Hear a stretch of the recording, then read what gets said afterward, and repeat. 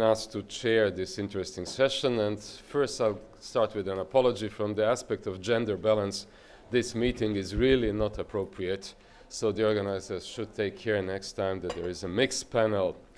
I will not start by introducing the panel members. We'll do this while we go.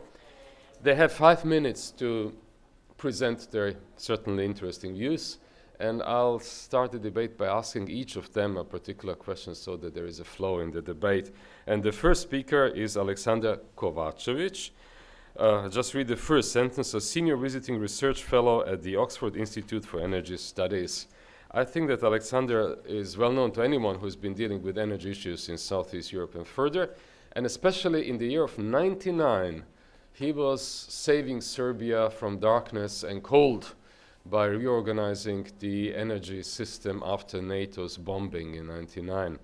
So my question is a little bit apocalyptic, Aleksandar. Will Europe freeze this winter if the political confrontation between Russia and the West continues? And you saved Serbia in '99. How would you save Europe this year from the big cold? Well, it's not our job to save people who are not in trouble, actually. I would think that Europe is well supplied, and there is plenty of alternatives. If we look the crisis from 2009, there are several lessons from this crisis. The most interesting one is, yes, there was a disruption in Russian gas supply to Europe, but LNG market was not upset about it. What's LNG? Liquefied natural gas. The international market was not upset. There was not particular spike in prices. There was no problem with the volumes and supplies, etc. So LNG market was performing well. Just for comparison, LNG market was really upset when Fukushima disaster actually happened in Japan later on. And there was a change in prices, there was change in direction of trade, there was change in volumes, etc. So two completely different events and two completely different aspects of the shortage, of the crisis. Another lesson: when you have a political problem, you don't know how long this political problem is going to persist.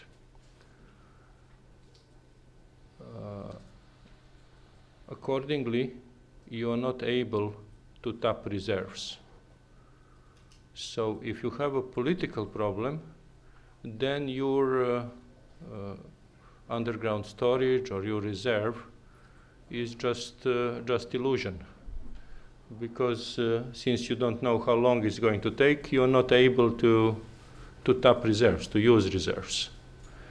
If you have a technical problem, then you obviously know what is the character of the problem, you know how long it will take to repair, and you are obviously able to use reserves. So the nature of the problem is going to dictate a lot of response, let's say.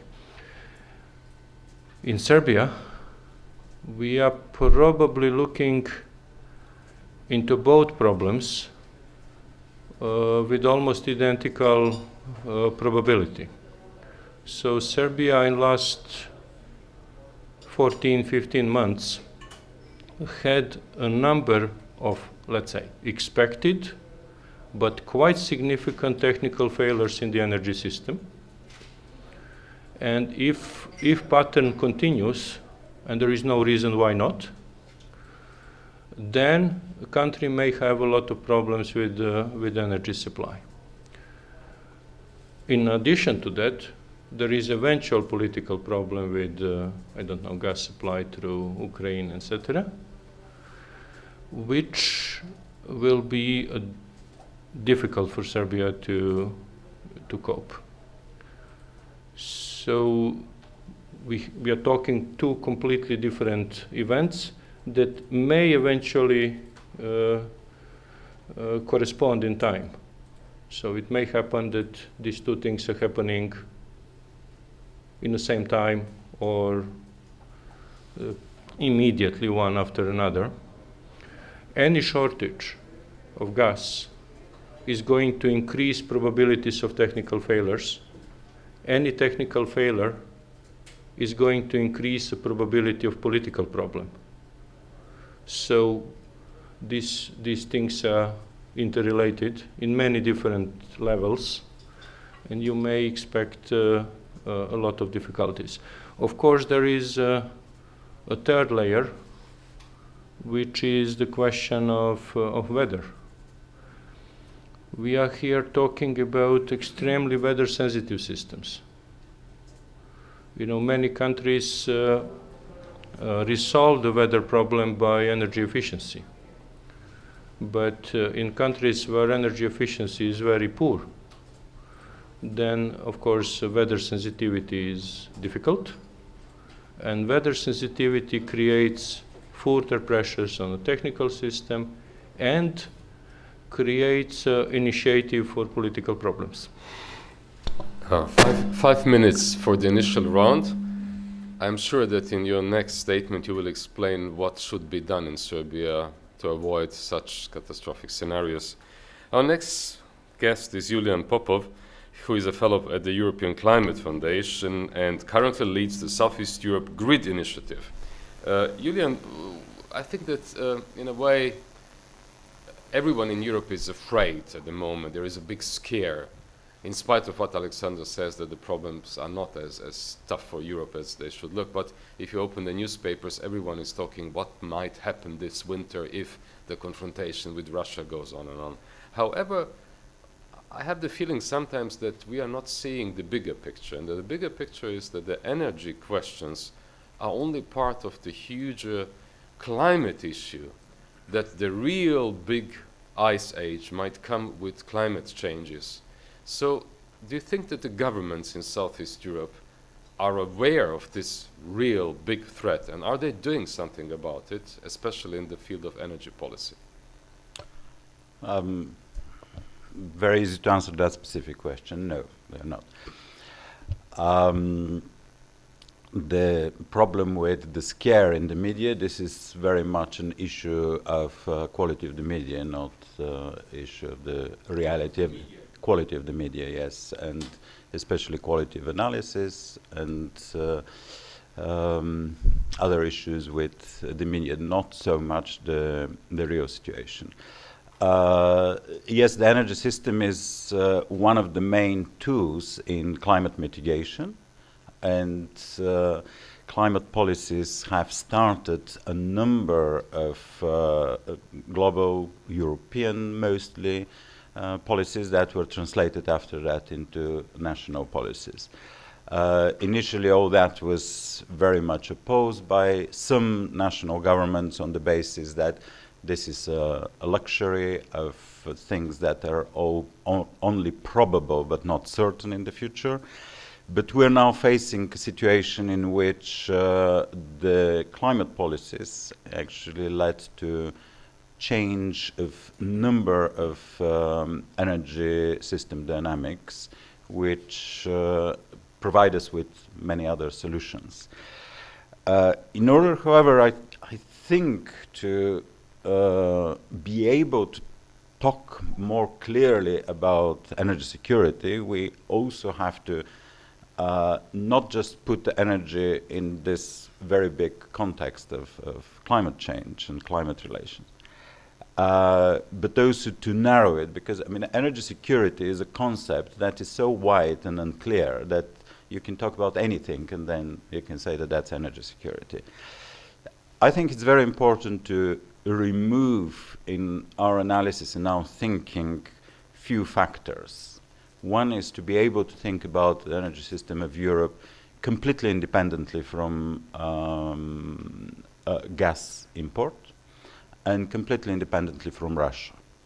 That doesn't mean to say, well, let's cut the Russian supply, but let's think about what is the energy demand of Europe, not the European Union, Europe, and what actually Europe needs as energy, in what form, what is the potential of the management of this demand, and what is the potential of the interconnectivity.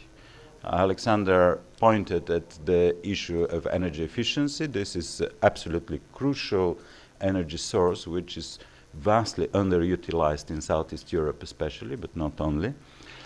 And only when we see what is actually this energy demand of Europe, then we can start thinking where we can find this energy from. And then we'll see that if we position Europe in a context of a more open global market, we might have quite a lot of options of satisfying the European energy needs at a very reasonable economic cost. And then we can put Russia in the equation as a potential supplier of gas or anything. But let's face it, nobody needs gas. We need light, we need heat, we need transport, we need information. So whether we get that's with gas or potatoes or sun or something else, that's completely irrelevant from our needs point of view. So it's very important to, when we think about energy security, to depart from this gas question. And I will finish just with not exactly a statistic, but we're constantly talking about gas, but our region actually uses very little gas. Bulgaria uses 3 billion cubic meter gas a year. This is 1/10 roughly of the energy demand. Serbia uses, I think, 2.2, something like that. It's probably roughly that. Macedonia, which is a great problem because it pays, I think, the highest prices for gas, 100% dependent on Russia, doesn't use anything, almost. So if you don't use anything, if somebody stops you, that's not exactly an energy crisis. So we have to keep that in mind. But Julian, you will also later tell us a little bit about the ecological risks and the ecological prices of the energy supply in Southeast Europe. Yes? Of course. Yeah. Professor Rovshan Ibrahimov comes from Baku. And when I visited this city many years ago, there was a smell of oil in the air. You could see, smell, and everything was oil, you know. I guess that in the meanwhile, the ecological standards of British Petroleum have improved there, and that things are different. But nevertheless, this image of an immensely energy-rich Caucasian area is still present, I think, in the eyes of very many West people. And there is a belief of a kind of a Wunderwaffe, you know, of a magic weapon, that one day the energy resources from the Caucasus will come to Europe, help us get rid of Russia, help us get rid of very many other things, and we'll be energy safe. Is this just an illusion, or does your area really has the potential to do a lot of remedies in Europe? Thank you. Interestingly, that this smell will never fail, but all visitors say the same. We actually used to live in a condition of this, oil smelling more than 100 years. So it's some kind of part of our identity. I have to say that actually energy security is a part of mythology and legends itself in general, because too many aspects is just illusion in general as well. Regarding to the Caspian Sea resources, including Azerbaijan, and we have to expand it, including Turkmenistan, Kazakhstan, Uzbekistan, which has no access to the Caspian Sea, maybe partly Russia, which has some resources in Caspian Sea. We may say that always from the perspective of these states, maybe now about Azerbaijan, because not only other states started to export its resources in a western direction, I mean natural gas, except Azerbaijan. We may say that the perception was that these resources are not alternative, but additional and substantial access to the markets. But for such a states like already Mr. Popov mentioned it, like Bulgaria, which years demand on natural gas at 3 billion cubic meters and completely dependent on Russia, it can be sufficient alternative. So it depends on what we meant, because in a perspective, Azerbaijan gas will come something like in 2018 into the European markets with TAP and TANAP. And These are pipelines, right? yes, through 2 pipelines. The volumes which will be go about at the first stage 10 billion cubic meters. It's not much if we will compare with the Russian export, which now approximately 400 billion cubic meters. But it depends on whom you export it. For example, for Bulgaria, for Albania, which not gasificated now, but expected to increase diversification of its energy access, and also some other states, it can be sufficient.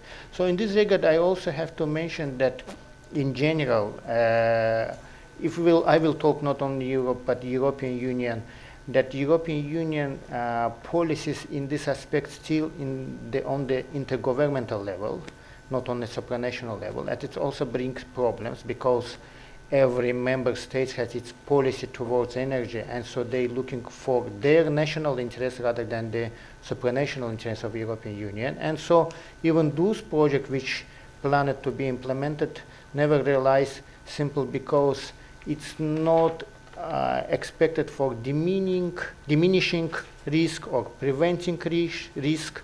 It was not predictable and was not preventive. The energy policy have to including these items to be successful. So in this regard, I may say that Azerbaijan did more for energy security in European Union rather than European Union itself. If we look at the past, that Nabucco project failed simply because the partners, I mean consortium members as well as European Union, seen this project completely commercial, while for the Turkmenistan, Kazakhstan, Azerbaijan, it was geopolitical. And it was serious rivalry with the Russia and Iran, because for the export, for the fulfilling the Nabucco pipeline, which volumes will expected to be 30 billion cubic meters, it's needed that Turkmen and Kazakhstani gas goes from the Trans-Caspian pipeline, which never built because it is a geopolitical project. That's why Nabucco was substitute with the project which proposed by Azerbaijan, TANAP and TAP, which will export it now only Azerbaijani gas to the market, without adding to the account the Turkmen and Kazakhstani gas. So in general, you have to mention that one point is true, that any project in which Azerbaijan participate, that means it's the diminish of risk counted, preventive policy provided, and Azerbaijan always has been a sustainable partner in any transport and logistic project which is implemented in this region. And if Azerbaijan is a part of this project, that means this will be realized successfully.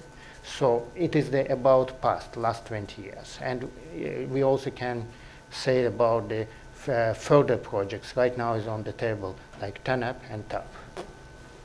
Thank you, Rovshan. We'll make a rochade now, and I'll ask Michal Bratkas to speak first. He's from Slovakia. Slovakia is in many aspects, I think, similar to quite a lot of Western Balkan countries. Population, size, cars are being produced in Slovakia, now in Serbia.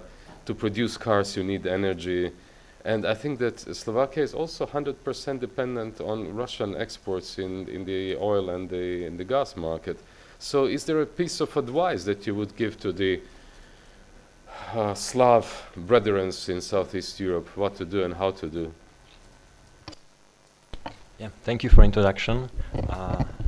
Yeah, it's true that we are almost 100% depends on the Russian gas, but after the shock in 2009 that the gas deliveries were stopped to Slovakia. By Ukraine? via Ukraine. Yeah. We make a lot of progress on a level of gas industry and also on state authorities and so on. So this was a real shock that the economy was without gas, and the losses were significant as in Balkan countries. So we have to do some adjustment as technically the rivers flow from Western Europe, that our huge system, which has 90 billion of cubic meters a year transmission from west to east, adjust for the new conditions. That means we are able to transmit gas from west to east, and with supporting of EU funds, we are trying to develop north-south corridor as a historical connections from Russia to Western Europe. It was just all the Central and Eastern Europe just a transitors with some taking of small amount of gas. This is changing, and north-south corridor is going to be reality. As an example, and the first step is a connection between Hungary and Slovakia, and this is technically prepared, and from January 2015 it should be put into operation. And this small part of the north-south corridor has to follow and prolong the connection with Poland, and to LNG terminal, liquefied natural gas terminal at Świnoujście in Poland onshore border, and also to south to Croatia, LNG terminal at the Krk. This should help also to supply not only Slovakia and Poland, but also the Balkan countries. On the other hand, they in the media really speak a lot about the South Stream. From a grid point of view, or the transmission system, it is the advantage that the Serbia will have another entry point to the country, another technical possibility, but we have to think that this is the same source of gas. In case of some dispute, what we see also right now with Ukraine, that it should be also think that Serbia has to think also on a authorities level and the gas industry about also technical adjustment about the system to somehow increase interconnection with Hungary and other countries. Michal, this LNG gas, where does it come from? There are more possibilities, but me personally would not like just thinking about the LNG gas, because LNG gas coming from Qatar and other countries, and they are flexible on the gas prices. I mean that they are focusing on Japan and Asia, where the gas price is much higher than in Europe, and they will just look on the Europe only that the gas price is also rise, and they are really commercial thinking with this gas. So the risk is that the market might be more expensive than if you have a steady contract with Russia. Yeah. Yeah. Okay, thank you very much. And the final speaker in the first round is Oliver Joachim Rolofs, who is the press spokesman of the Munich Security Conference. You will probably remember once per year in Munich, a lot of fat cats from the whole world come together and discuss world strategy, world politics. Sometimes strange statements happen. Everyone remembers when the then German foreign minister Joschka Fischer told the American defense minister, how was he called? Rumsfeld, Mr. Rumsfeld, you don't convince me. And this was one of the statements that really, has stayed. So the Munich Security Conference is really a very tough story. And therefore I wanted to keep Oliver as the last speaker, because we want, first of all, to ask him a couple of tough questions. And as he's coming from Germany, I'm sure the answers will also be tough. The thing that very many people in this region keep on asking themselves is, what is, besides the geographical, the difference between the North Stream and the South Stream? In political terms, why could Germany, in the name of its security, energy security interests, build Nord Stream and had only to overcome Polish resistance, which was political but not in any other form, whereas the poor countries of Southeast Europe have a problem with South Stream? What's behind there? So thank you very much, Dušan. And first of all, I would like to express a short word of gratitude to the forum, to the organizers, which are able to organize a really outstanding forum. And also thank you to discuss one of the most toughest topics at the moment. It's energy security. Everything is about energy at the moment, and that's really important to discuss. Referring to your question, whether there's a contradiction between North and South Stream, well, I think you need to regard this question in a more balanced way. And, well, regarding both pipeline projects, we have to be careful not to compare apples with oranges and mix them up. That's point one. The Nord Stream project was supported by the EU Commission from the very first beginning as an additional source of gas supplies from Russia to reduce supply uncertainties. And as you mentioned, Poland, not only Poland, also other neighboring countries were invited to join the project and to benefit from it.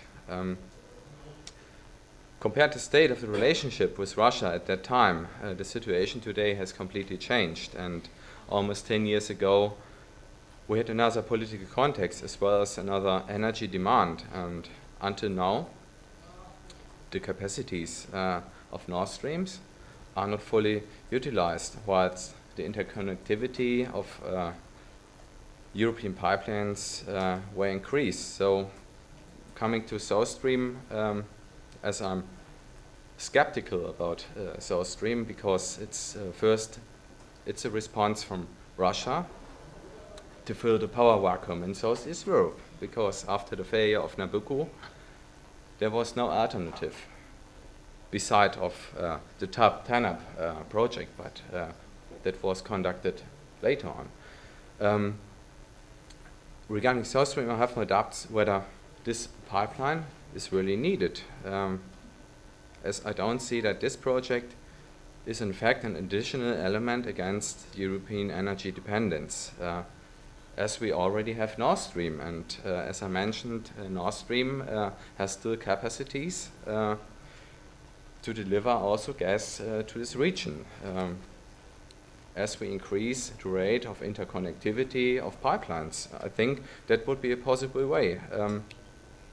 On the other hand, I'm really wondering, apart from this, as I heard also yesterday, that there, in particular, or with regard to Serbia, there are already agreements between former President Tadic and Azerbaijan to join the TANAP project. What about this? So it's also a question: why do we need South Stream in this fact? There's another thing where I'm really concerned about it, and that leads me to Ukraine.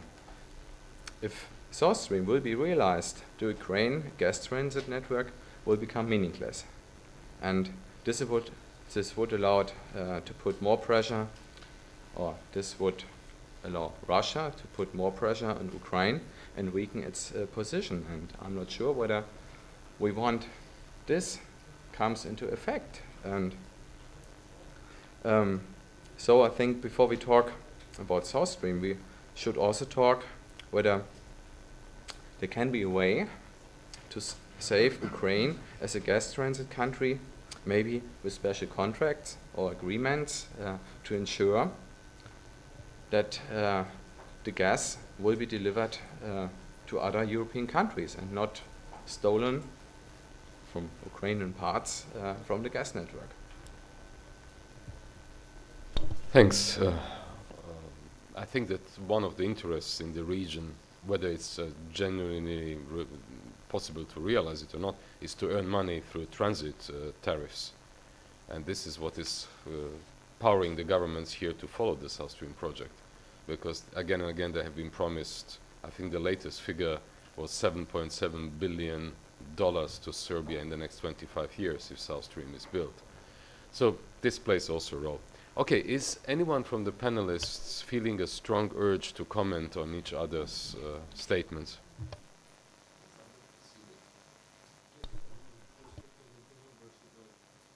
I was just looking numbers about Slovakia.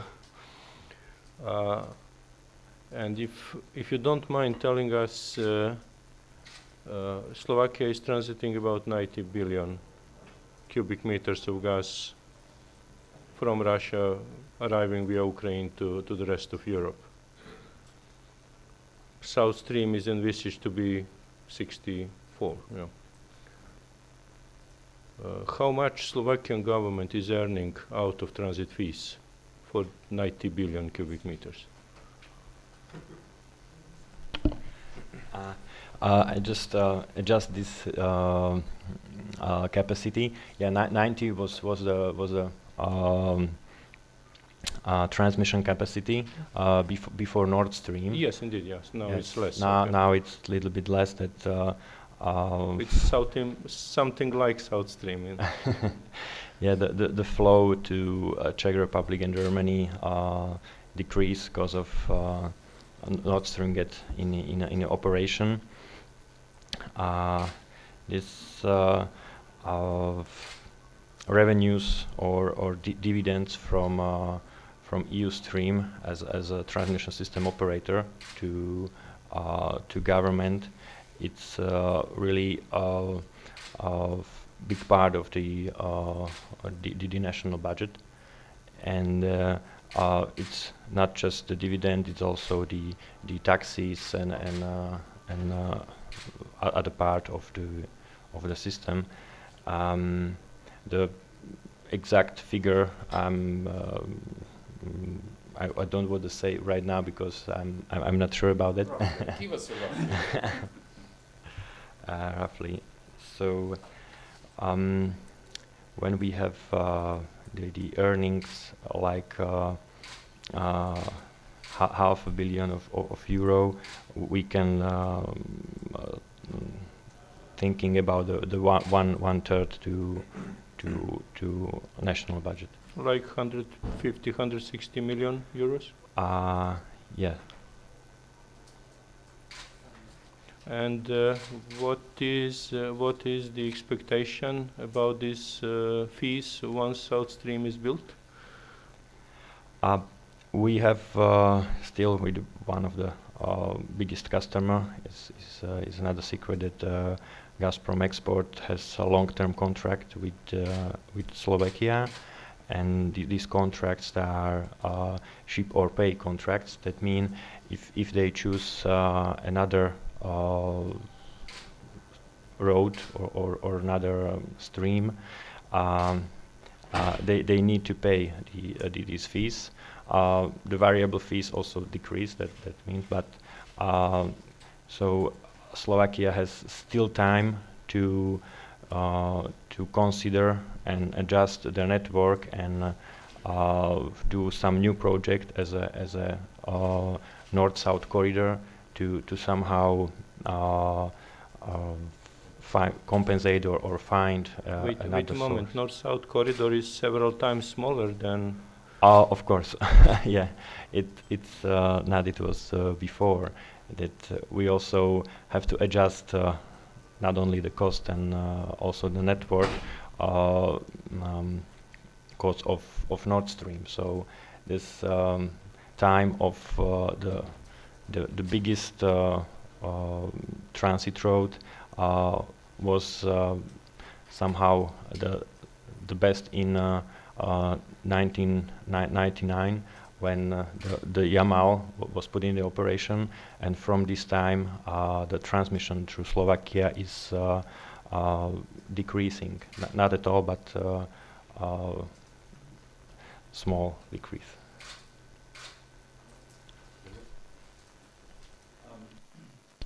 I'm tempted on many points that have been mentioned, but I think it's also, again, to go to the point of the need for gas, and I think in medium to long term, there are two main directions where gas will go. One is industry, where it's very difficult to be replaced, and the other is the replacement of coal with gas. So we have to think and we have to look at whether the European Union and the individual countries have policies in place and other mechanisms that can lead to replacement of coal by gas. Otherwise, the gas consumption will continue to decline. It is declining. The European gas consumption at the moment is roughly at the level of year 2000, so long before the crisis. There are several things coming that will hit the gas, the domestic gas use. Denmark, for instance, has a ban on use of gas for domestic heating. What do they use? They use district heating, so, which could be powered by gas, but not only. Gas in this region is too expensive for domestic heating. So anybody who thinks that will build a domestic heating network and that will increase the gas demand is not looking at the numbers. So the other thing is that in the European Union, 2018 and 2020 will enter the so-called NZEP standard. This is the near zero energy building standard. So every single new building, public building in 2018, and every single non-public building from 2020 will have to comply with this standard. This standard of building does not need gas. So this standard of new building will then be transferred to standard of retrofit of buildings. So gradually we're looking at medium terms, and when we talk about projects like South Stream and Nord Stream, we have to look at 2030, 2040, 2050, not next year. We're moving towards Europe, which will have a continuously and steadily decreasing need for gas for domestic use. So unless we find a way to replace coal, then we will have a massive problem with oversupply. And if that was mentioned several times, Japan restarts its nuclear power stations and liquefied gas prices fall down. Europe has underutilized liquefied gas infrastructure to import more or less exactly the amount of gas that we import from Russia. Only 25% of the liquefied gas infrastructure is utilized. What would be ecologically the best solution for Europe? To replace coal with gas in the medium term, and then to move further to gradually, which is the plan by 2050, to have basically decarbonized energy system, and to move out of gas as well, or to combine gas with carbon capture and storage. And this is not only, this is the climate agenda. In addition to the climate agenda, something that is very relevant to Serbia, to Bulgaria, to this area. I mean, the replacement of use of coal and wood for domestic heating will probably increase life expectancy with 2-3 years in these countries. So we're talking about major change because of air pollution, not carbon air pollution, but air pollution with sulfur and various other nasty things. Permit me just one more question. You have countries like France running 50 nuclear plants. What if, God forbid, we have a Japan scenario happening in France and France is forced to shut down its nuclear powers? How will this impact on the gas demand, on the energy security in Europe?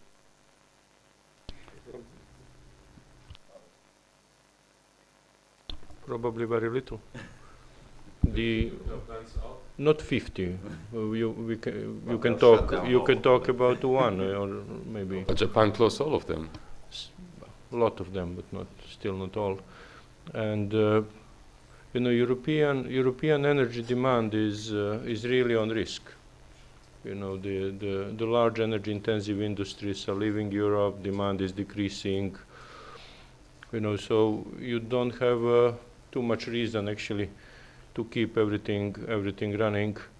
If you look utilization rates of the major infrastructure of gas-fired power plants, even nuclear power plants have relatively modest utilization rates. LNG terminals around Europe are running at utilization rate like 30%, 35%. So it's not really major thing. And behind this story that gas is very expensive on the other side in Asia, Japan, Korea, and somewhere else, there is something behind it. There is industrial might and industrial productivity and industrial capability, which is actually using expensive energy and still able to be competitive with industrial products in Europe. So these countries are doing something what Europe is not doing. And we still have to discover what is that. I know.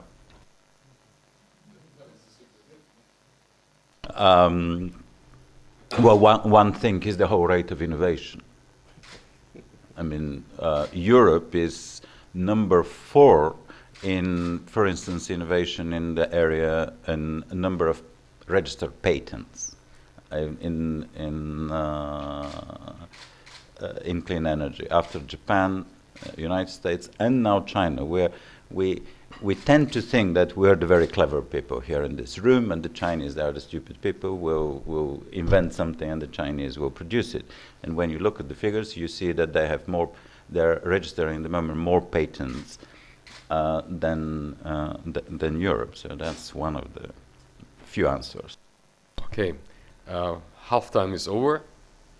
The questions and answers time is starting.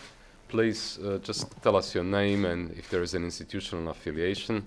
Who would like to put the first question? Don't be afraid, they are only humans also, although they look like experts, they answer to anything, Yeah. Please.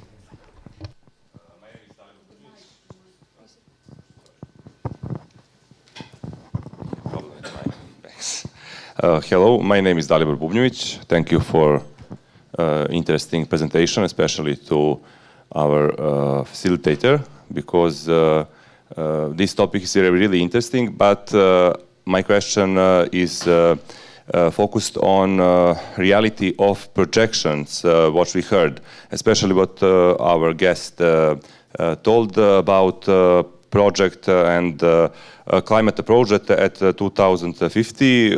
Houses or buildings will be based on materials, and we will not need the gas.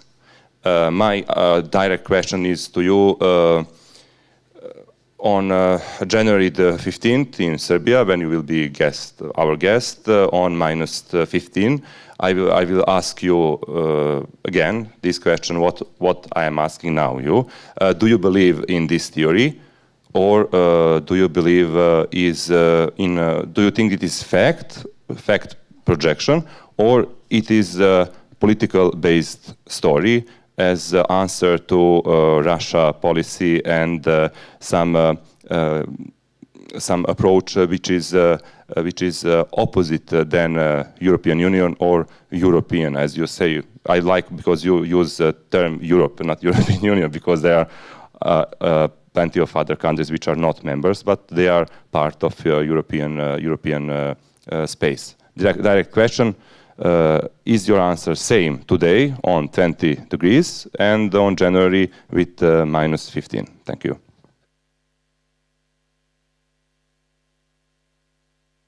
Thank you, Dušan. My name is Konstantin Samofalov. I'm serving as spokesman for New Democratic Party of former President Tadić. I also served in Defense and Security Committee of Serbian Parliament for several years, and my impression is that energy security has to be seen through foreign policy perspective for all countries that are aspiring to become EU member states, including Serbia. It is impossible to rely exclusively on one energy supplier, and in that context, I would have a question for Mr. Ibrahimov. Presidents Tadić and Aliyev very frequently have discussions on various issues, particularly on energy security. During their last meeting, a little bit above a month ago, Mr. Tadić raised an initiative for Serbian connection to Trans-Adriatic pipeline. So how would you comment on this initiative, and also how do you see the foreign policy implications of this potential diversification, not only of the routes but also of sources of supply? Thank you.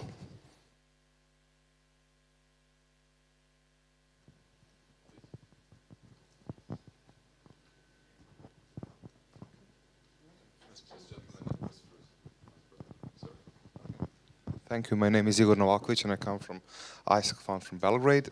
My question is... Okay, thank you. Dušan, I have a question for Mr. Rolofs. Actually, you mentioned that this apocalyptic scenario about Ukraine could be prevented with different agreements that might come in the future. Several months ago, I think Mr. Poroshenko, or a month ago, he offered actually stocks of the pipelines in Ukraine to potential investors. Could that be an answer? With new investors controlling actually the pipeline, could that be an answer, you know, for the energy security? We'll do another round later on. Three questions. The 15th of January, yes, that would be my answer. But it's the standard of buildings is nothing to do with the energy crisis and Ukraine and so on. This is part of the EPBD, which is the European Performance of Buildings Directive, which has been in force for quite a bit now. And in terms of technicality of a building like that, I mean, there are passive houses, which very well-known standard, which is developed very well, and there are thousands and tens of thousands built already. And reaching the standard is not impossible. It's basically easy with nowadays technology. And we're not talking about complete lack of heating, of course, but lack of not use of gas heating. And this is not a supply pressure or government pressure. Don't use gas heating. And that will happen. That is happening in Denmark from 1st of January 2013, when the government says no new buildings with gas boilers in the building. But otherwise, it will be purely market thing. Once you have this building, then you will need very minimal heating, which you can supply with electricity or biomass or anything, things that are plentiful here. Regarding to your question, I have to mention that diversification is not only a topic in the energy security of the customers, but also the exporters. And regarding that Azerbaijan is a landlocked state and have no access to the open sea, we are very, and sandwiched between Russia and Iran, we are very looking for the predictable markets in the perspective. Of course, the first volume of gas which will approach the European markets will be 10 billion cubic meters, and it's already spread amongst the possible customers. These are in Greece, in Bulgaria, in Italy, and probably in Albania. But of course, it's expected that in the next stage that the volumes of gas will be increased, and the logical market in which Azerbaijan try to approach are Balkanic states. Many reasons, because it's not only that the volumes of oil production in Azerbaijan decrease and we try to substitute it with the natural gas, to increase the export of natural gas to substitute the revenues, even though that revenues from gas will not be as the same as from the oil. Secondly, this is also approach for formating a region with the Eastern and Southern European states through Turkey. This is also important for Azerbaijan because it is a possibility to invest in these states, because if the logistic and transport corridors will be formed and also gas will go to these regions, Azerbaijan parallel with that also invest in these states. It is a story which we face it with the Black Sea states, and also Balkan states will be the same. We already, Azerbaijan invest into some road infrastructure in Serbia, and it's planned that maybe it's even more. Regarding to Serbia concretely, it's a strategic partner of Azerbaijan, and we are very looking for strengthening relations with this state.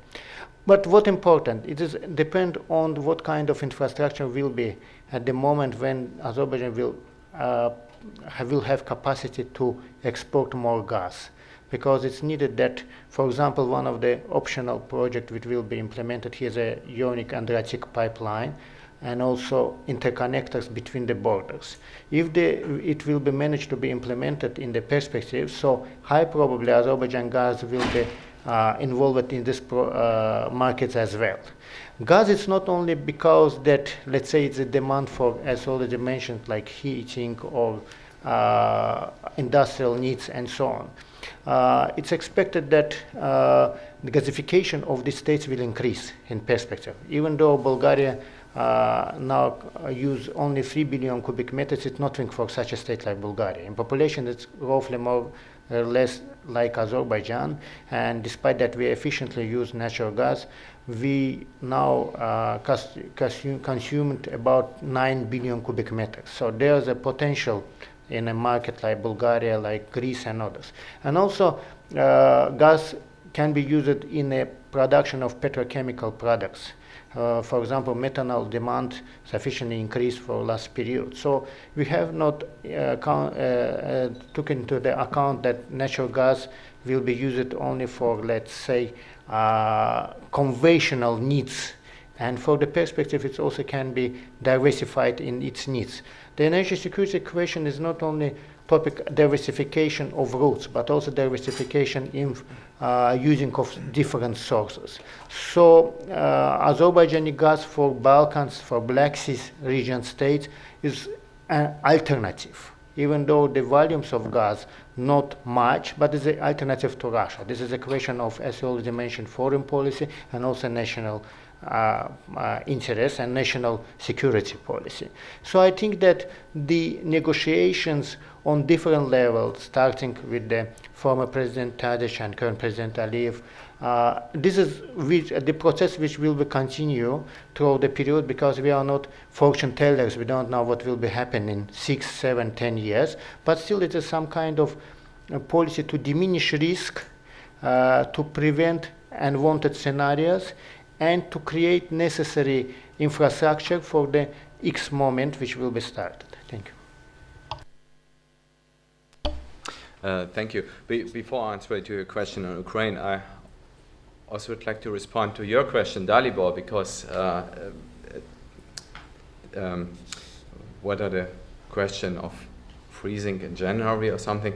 The answer for this question must be that there's an ideal timing for diversification of its energy sources, not resources, sources, and embarking on programs to promote energy efficiency and renewables. What about solar energy? What about biofuels? What about hydro energy? That's, I think, in particular for the region, a very efficient way to become more and more energy independent. Well, but that needs a political will. So ask your government. Yeah, and money, of course. And well, the money can come from the European Union, which must have an interest. Can't. Could.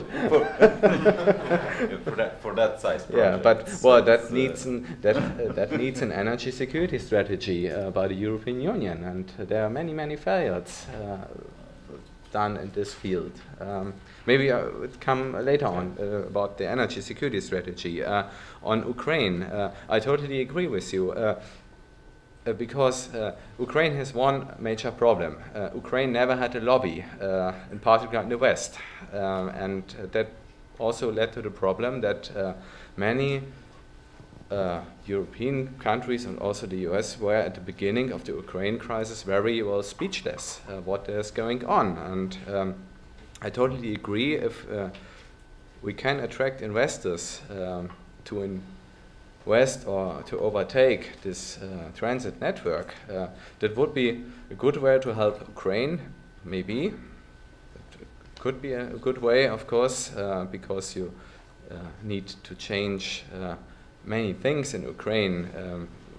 A major reform process is needed in Ukraine, and the most major task for that is to shake off old kleptocratic, old Soviet-style structures of oligarchs who were the only ones who benefited from the gas transit in the past. If we manage this, and if we are able to establish a kind of controlled consortium which is overtaking the responsibility for the networks, I think it might help, and that would be a good chance for Ukraine. Just one comment, but there was no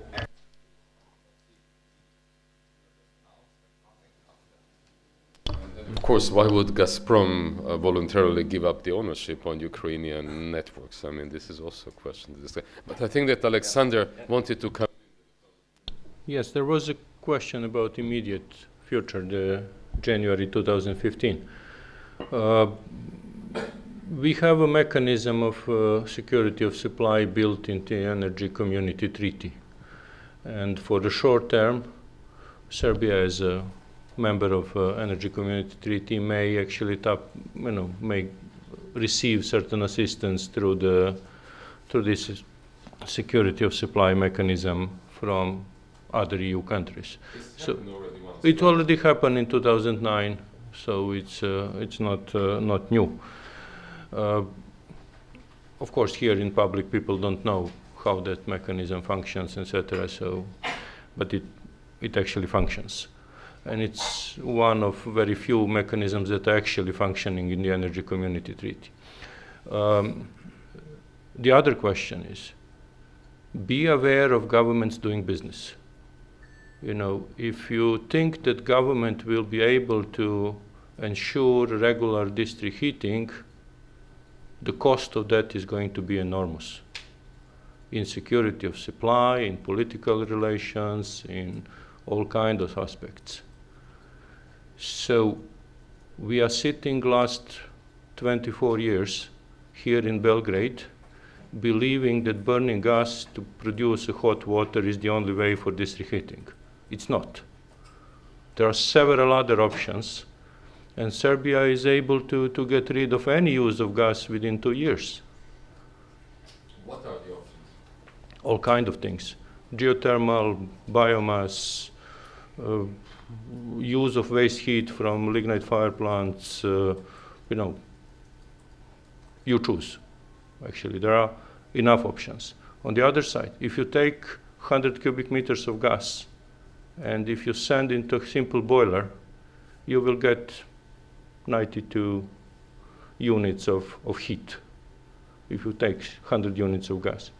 If you take 100 units of gas and you go through a power plant with heat utilization and a heat pump at the point of use, you will get 270 units of heat. Again, you choose, you know. So it's a matter of government-owned companies and the government policies when and how they are going to actually choose the other options. This country doesn't need, I'm sorry to tell you, but this country doesn't need gas. Maybe for some extraordinary industrial development, which actually didn't happen last 40 years.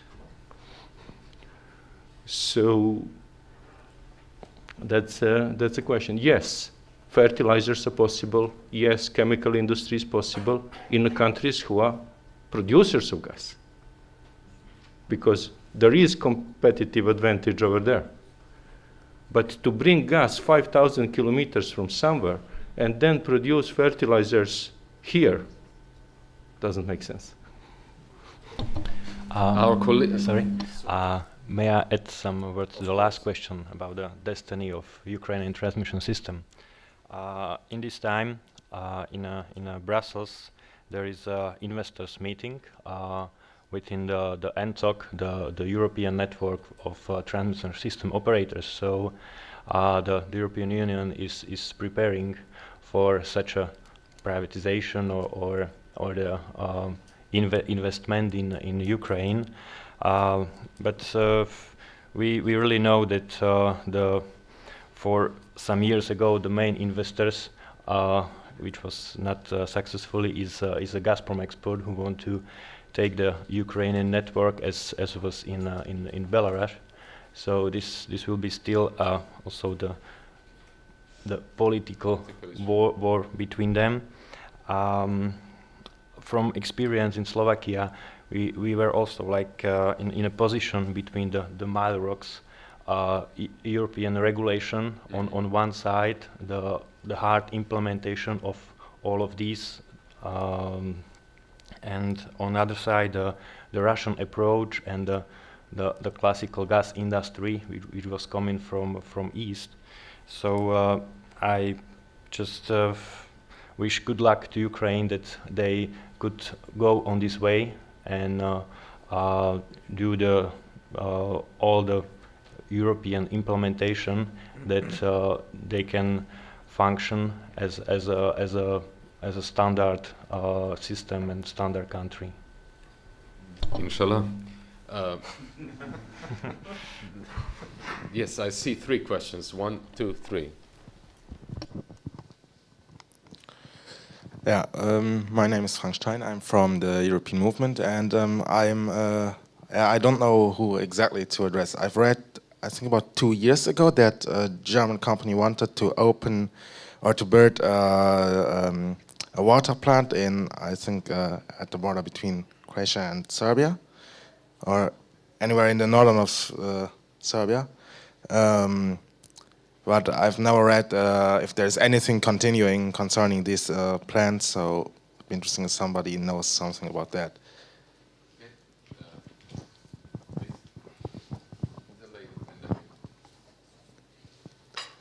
My name is Ina Velova. I'm at the BMW Foundation in Berlin, and I have a question for Mr. Rolofs. BMW Foundation in the cars. The more charitable aspect. The foundation deals with political questions. The electric cars. Exactly. So first question, in a scenario of a functioning European energy union, what would be the most practical solution for Ukraine?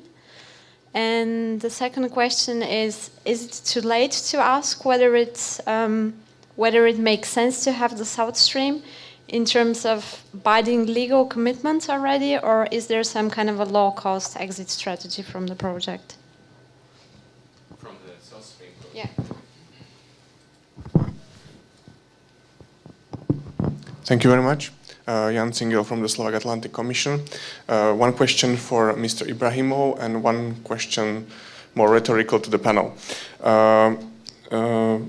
Concerning the first question concerning the TAP and TANAP interconnector and diversification of the sources in the southeast Europe, as you mentioned, the original capacity is 10 billion cubic meters per year. Do you think it is enough for the diversification for this region? And what is the end capacity envisaged for the fully operational of this interconnector? Second sub-question for you. Unfortunately, the hard security still matters, and the connection between Azerbaijan and Turkey and TAP-TANAP goes through Georgia, and really a couple of meters from the South Ossetia so-called border. And we know that Russia is expanding doing so-called borderization of this South Ossetia so-called border. Are you not afraid, or is there any threat that Russia might have a plan to kind of cut this interconnection? That is one question. And then the question to the panel. Yesterday, we witnessed in Slovakia a drop of by 50% of import of gas from Russia, from Gazprom. This drop started like 2 weeks ago. First it was 10%, then 20%, and yesterday it was 50%. First, Russian side blamed it on technical problems, but the same problems were experienced in Poland and in Hungary, and there is a theory that it might be in connection with the reverse flow, which these three countries established to Ukraine, so the gas can flow from west to the east. The one interconnector, two small interconnectors are from Poland to Ukraine and from Hungary to Ukraine. The biggest one is from Slovakia. Is it a pure coincidence that on the 1st of October, when the winter gas season is starting, this sudden drop, or what we can do? Shall we cut off Ukraine from the reverse flow at all, and came to a Russian terms, or what are the options? Because the winter is coming. Thank you. Yes, general winter, right? The first question was about whether Germany is intending to build water power plants in Serbia. I think that Aleksandar might tell us a little bit. I can tell you that whenever a Serbian politician of high rank visits Berlin, they re-signed the memorandum of understanding of building a lot of energy supplies. I think that this memorandum was signed 3 times already up to now, each time 6 billion euro plans. But I don't know whether anything was ever done about it, Aleksandar. Well, again, be aware of governments doing business. We have a list of projects from middle 1970s, and all these years, this is now 40 years, various governments are actually showing the same list to various investors, creditors, whoever they can find. And you can imagine the technology and the needs and all kinds of things changed during 40 years. But they are still showing the same list of the same projects, and these same projects never been realized for, in many cases, obvious reasons. That's the fate of these projects in Morava, along Morava River. Unfortunately, German investors are spending time and money to consider these projects. But the problem is known decades. They're talking with the government and actually spending money. I don't think that ever anything like that is going to happen. But, you know, that's their choice. It's not the only thing. You know, we are talking about hundreds of small hydropower plants all around the region. We are talking about, you know, large hydropower plants, again, all around the region. We are talking about large lignite plants all around the region. All these projects from mid-1970s. So nothing new. Nothing happening? Why is nothing happening? Because the governments are stupid and lazy? No. Nowadays it's impossible project. It's not a positive rate of return. Let's say very simply. There are better alternatives. There are many other options, but if you don't have a commercial market, you're not able to approach these options, and you're simply sitting and recycling the old projects all these decades. So that's. Second question related to saving South Stream, if I'm not wrong, whether it's still feasible. Who feels inclined to? Oh. Maybe you will ask to the ladies question. Well, firstly, I have to mention that we are not responsible for the volumes of gas which goes to the region, that whether it will diversify it or not, because it's not a policy of Azerbaijan to make diversification of customers. They have to think about themselves whether they want Azerbaijani gas or not. What I may say that those 10 billion cubic meters which already will exported at the first stage, already delivered among the markets, and some strict agreement already signed among the 8 distributor companies, and access will be to the markets of Greece, of Bulgaria, Italy, as I already mentioned, probably in Albania, if they will looking for gasification of the state. Regarding to the, I will also disagree with the Mr. Kovačević about that, the strict notion about that Serbia not needed natural gas. I'm not so, let's say, strict about, because it's a probability, and from the scientific point of view, you have not to say like axiomic. And I may show at least 3 reasons why Serbia can need gas. And again, I mentioned on it that Azerbaijan not looking for to push markets to buy Azerbaijani gas, otherwise it's impossible because it increased the risk. First, Serbia should looking for diversification of sources, and Azerbaijani gas can be diversified like alternatives for Russian gas which goes to the Serbian market. This is one of the options. It's not increasing the volumes but substitute the volume. Secondly, Serbia can play a role as a transit state, which also increase the let's say role in a region of Serbia in case of possible European Union integration processes and strengthen some other trends. Third, it's also experienced well petrochemical complex which will be built here far from the main routes or sources of production. It's not necessarily that Serbian companies will do that. Soccer will be interesting to build petrochemical complex, as already we have very positive experience by Kazakhstan in Romania, which produced many petrochemical products there and exported into the markets. And so from oil. From oil, yes, but methanol is a new issue which Azerbaijan looking for the, let's say, produce, because we are landlocked state. We have no exit to the open seas, and it's quite expensive to produce it in Azerbaijan and then exported petrochemical products to the market. So this can be also some kind of diversification from the Azerbaijani point of view to build petrochemical exactly in the market regions and then to diversify it. So this is one of the notion also can be subject for negotiation. Regarding to the threats to the pipelines, it's already existed and always existed, not only for future, let's say, TANAP, TAP, or Bakut-Tbilisi-Ceyhan, Bakut-Tbilisi-Erzurum pipelines.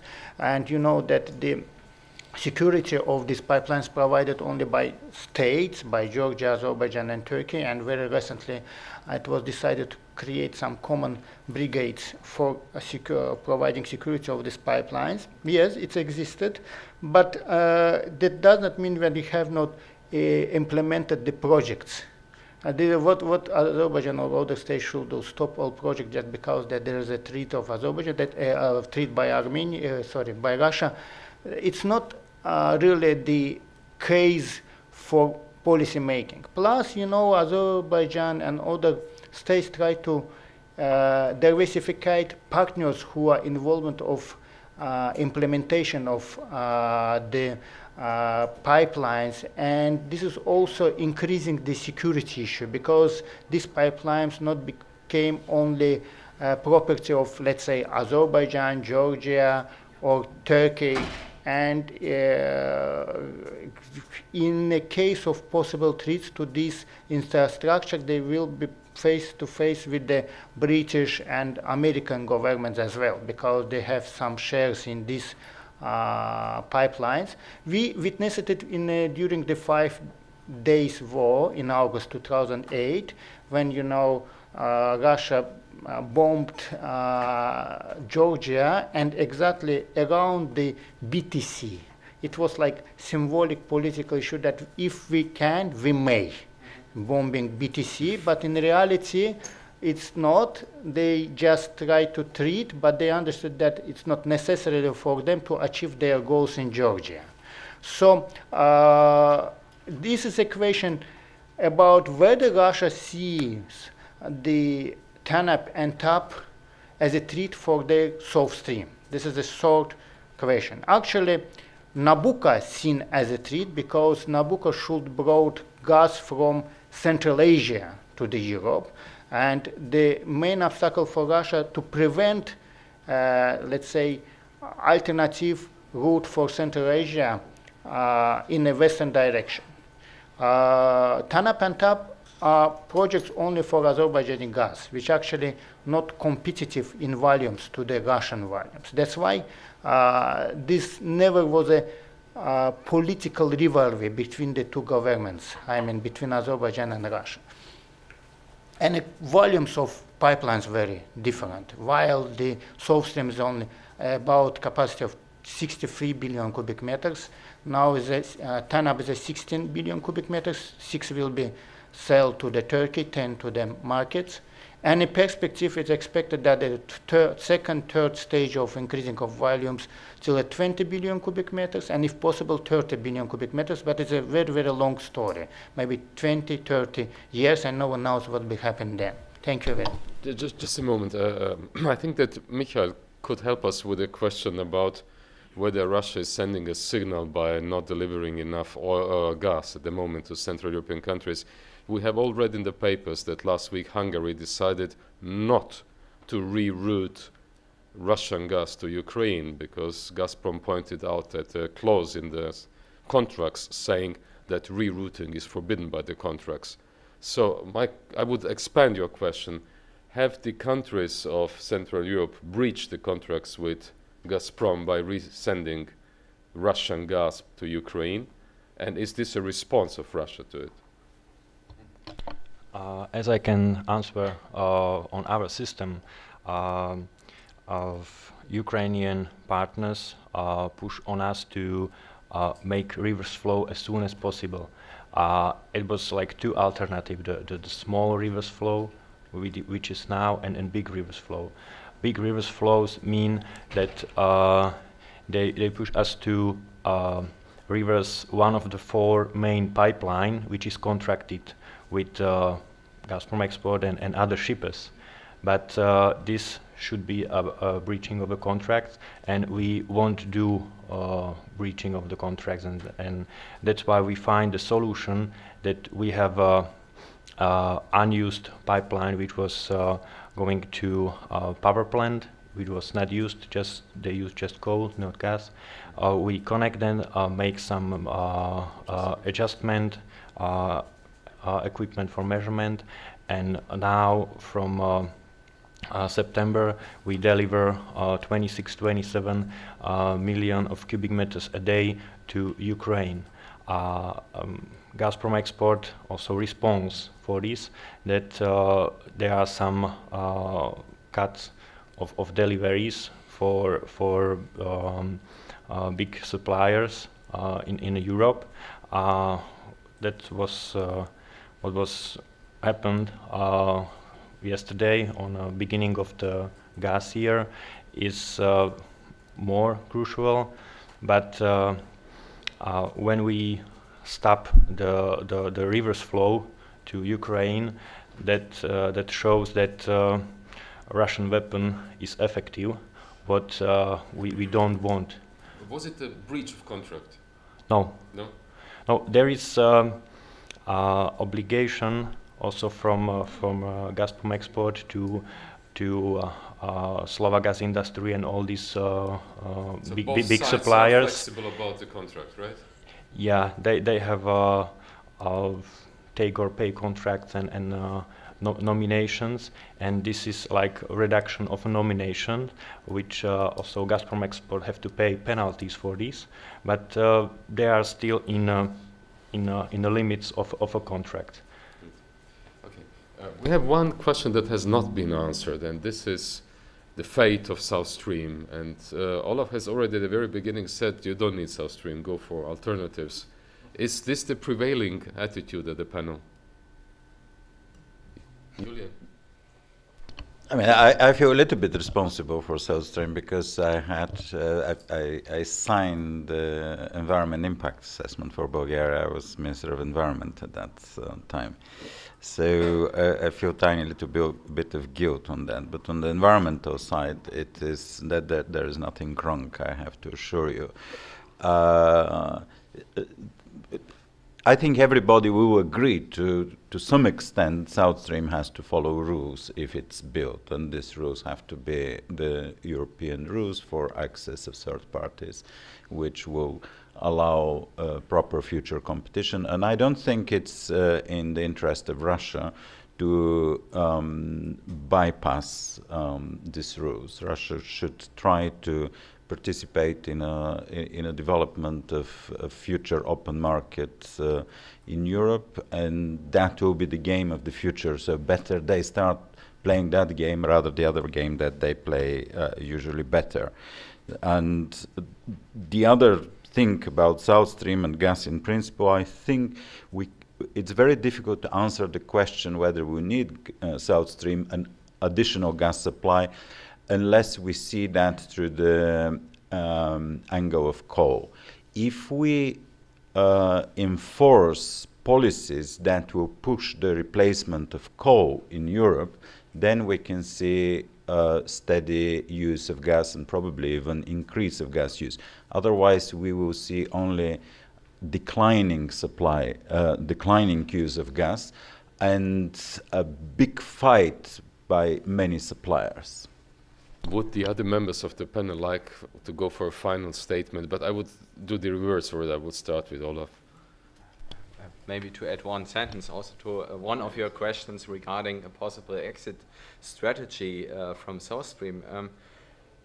There's another factor which might occur in the future, because the latest EU and US sanctions might also complicate the financing of South Stream, in particular for Russia's large banks who have no longer access to the Western capital markets. And so South Stream is really a very, very expensive option for Russia. And with regard also to all the other sanctions, I have my doubts, as we already see some first results of the sanctions, that the economy in Russia is decreasing.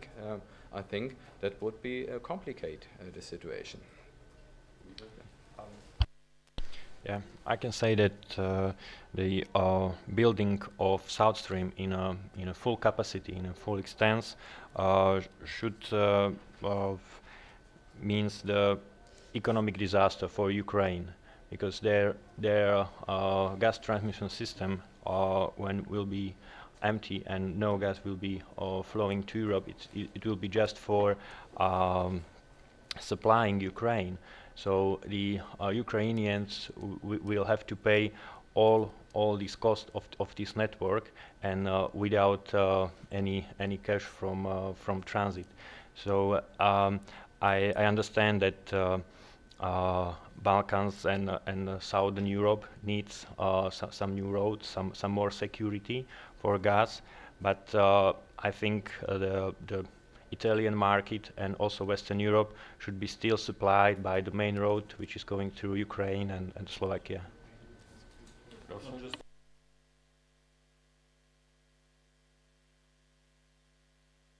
It was political decision to, let's say, build alternative routes via alternatives to Ukraine routes to the European markets. But there are many questions. Of course, it's a political project, because from commercial point of view it's completely a disaster, but in the case of Russia it's never a reason for stop their implementation. Secondly, there's a main question that where the natural gas will come from to this pipeline, because the production in western Siberia started to decrease sufficiently, and it's needed to find out new sources where the gas will be produced. It is exactly in eastern Siberia, where the production much more difficult. And don't forget that Russia also signed a long-term agreement with China for the 30 and 35 years, and they also need some additional volumes of natural gas which they will export it in a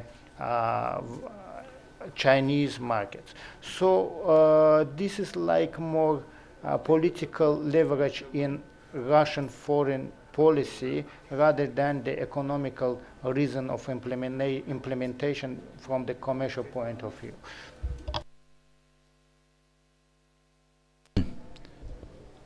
Because you're a very strict moderator, and congratulations for that, and for the whole fantastic conference.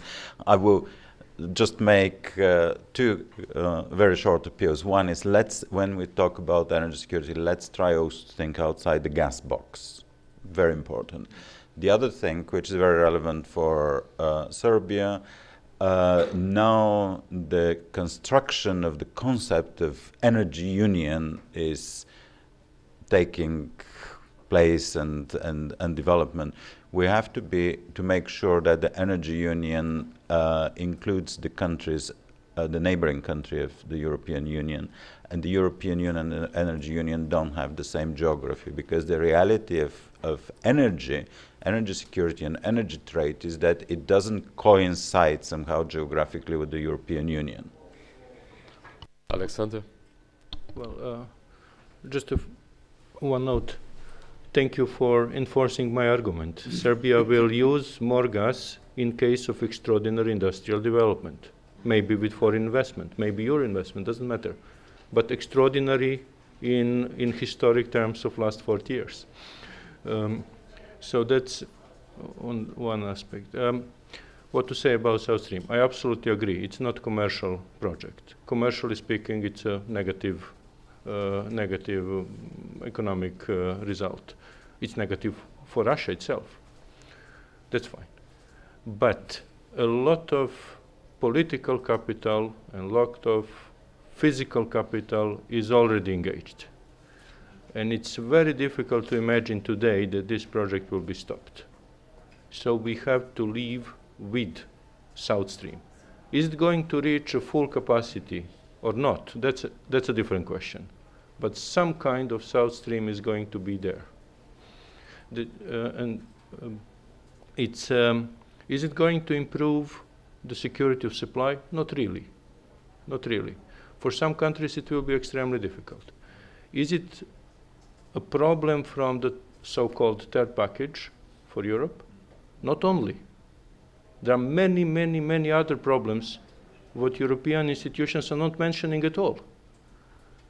Here in Serbia we have several problems. We have studies written about it. And we have absolutely no response from European institutions about all other problems, which are probably more difficult than the third package.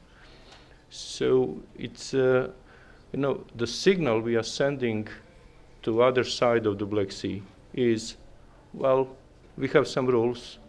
Well, we are following some rules, but we are not following all the rules all the time. That's a tricky signal.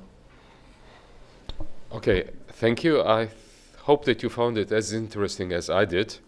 And I propose that on the 15th of January, we all mentally come together and check whether what we all said was true. Thank you very much.